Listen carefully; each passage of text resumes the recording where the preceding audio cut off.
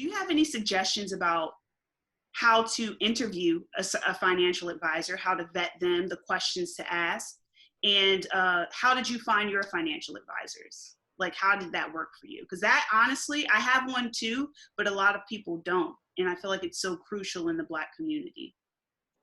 Harrison, you taking this one? I can go. I'll be quick with mine. Right. Mine was a good friend from college that he reached out to me. He's probably one of the only people. We were already friends, and I don't buy anything from a cold call. If you call me, I've never once got like a life-changing and great thing from like a cold call. We were already friends, and he was like, "Oh, you'll take the meeting." I'm like, "Sure." I'm like, "Oh, snap. There's more to this, right?" And I was young and healthy, so I was able to secure, different policies and fill my different buckets early. I think you need to seek out, like, look at folks in your life that are doing well with money from what you can see, find out who their advisors and people they talk to are. And even if you don't have a ton of assets or resources out the gate, it's just building a strategy for when you do, right? Like that was the biggest thing. He trained my mind with everything that came in, at most 50% of it's mine. At most, right? Everything else, like the others, got to go to taxman, to my other budget points. Like that was the biggest brain thing for me early, was connecting with him and changing how I looked at the check when it first came in, and literally subtracting something from every check when I saw it, and being okay with that and not being upset about it, not being freaked out.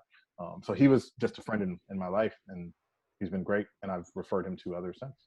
And for business, we have even more that we've added that advise us on our business. So that was my short answer. After this, I'll ask for his contact information and I'll share it with the group for those that need an advisor, because he sounds like he's a good contact. For sure. J-Lo, what about you? I actually have a whole post about this, and I'll have to dig it out on my social and a blog post, because it's very important that you interview your advisors. Specifically, I want you to find a fiduciary advisor. That's even more crucial than anything else you ask, because that means they have to take your needs into consideration above their own. Because how do we know they're a fiduciary, Jayla? How do we know? Thank you. Their designations, there are, most of the time they just say they're fiduciaries, and you still have to like snuff it out. In the case of the fiduciary that I went to see, we were telling him that I was there to learn to invest, or at least my client was there to learn to invest. And instead of helping us open that brokerage account, he decided, no, you just need a managed account and all your investments will go through me. You can just call me. I don't recommend you learning to invest. Now, this is somebody calling themselves a fiduciary. So I can't even say that, just because they say they are, because you still do have the shady people out there, but there are designations. You are supposed to be able to look them up, look up their track record, talk to other people that hopefully this was a referral, find out, what are they doing for you? How's that working out? How long have you been with them?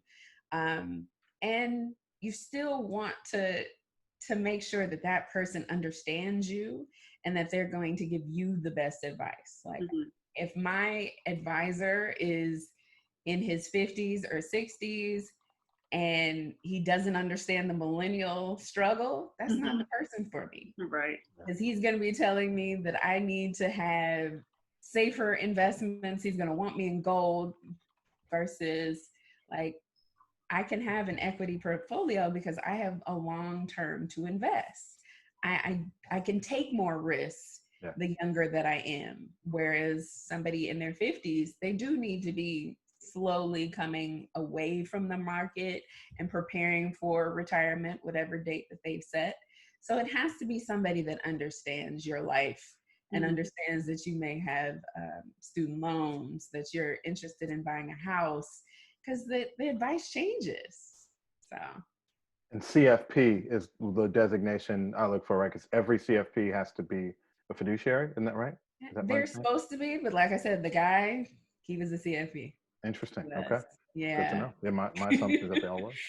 Most advisors that work for the bigger firms are salespersons, and you have to understand they have their goals. They're trying to make these sales deadlines. Even though they're there to help you and advise, it's still a business. So Look for the fee only Mhm. advisors. Those are good to have because then they're not getting paid on any products that they recommend or sell to you. And those are normally the fiduciaries. They have no other interest in just getting you this plan and helping you strategize.